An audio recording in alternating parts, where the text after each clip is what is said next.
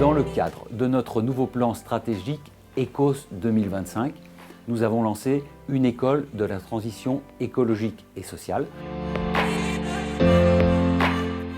Cette journée des RDD co-organisée par l'Institut Open Diplomacy avec Audencia vient poser une question passionnante. Est-ce que nous sommes capables de passer du modèle historique où on réduit notre empreinte sur la nature et on compense les dégâts qu'on a créés, à une économie qui régénère, qui intègre directement la bonne question sur l'exploitation des ressources naturelles, c'est-à-dire sommes-nous capables de rendre plus à la nature que nous lui en prenons chaque fois que nous entreprenons? La chute de la biodiversité, elle est extrêmement présente. On considère qu'environ 3,2 milliards de personnes sur Terre sont impactées par cette chute de la biodiversité. On parle aujourd'hui de la 6e extinction des espèces, en plus des dérèglements climatiques, et tout ça est lié. Et donc il nous faut agir collectivement sur le long terme en prenant en compte cette interaction du vivant.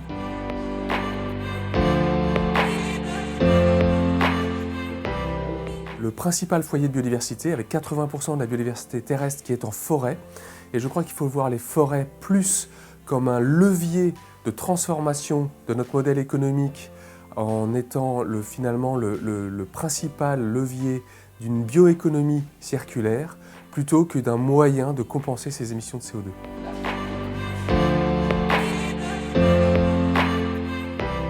L'Oréal s'engage dans un programme qui s'appelle L'Oréal pour le futur, qui sont des engagements que nous prenons à partir de maintenant jusqu'en 2030.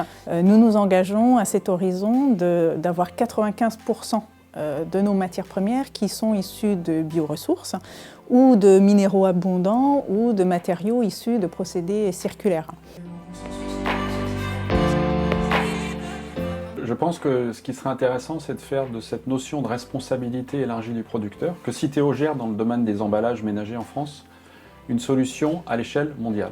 C'est-à-dire qu'on la développe partout dans le monde, ce qui permettrait d'assurer un financement pérenne, structurel, à une gestion de déchets sans laquelle on voit bien que nos modes de consommation occasionnent des pollutions qui sont inacceptables.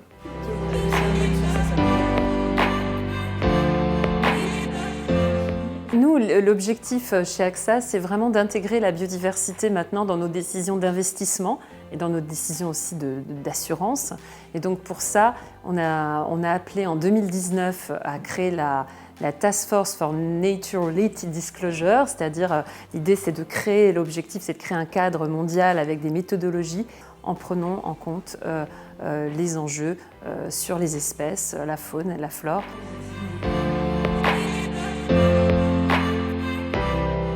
Finalement, la nouvelle gouvernance, c'est à la fois négocier le court terme et le long terme, en fait, c'est-à-dire de savoir assez sensibiliser et d'écouter assez la peur des populations pour leur faire accepter un certain nombre de choses à condition que le débat public ait lieu, et en même temps de donner un cap. C'est ça, gouverner, donner un cap.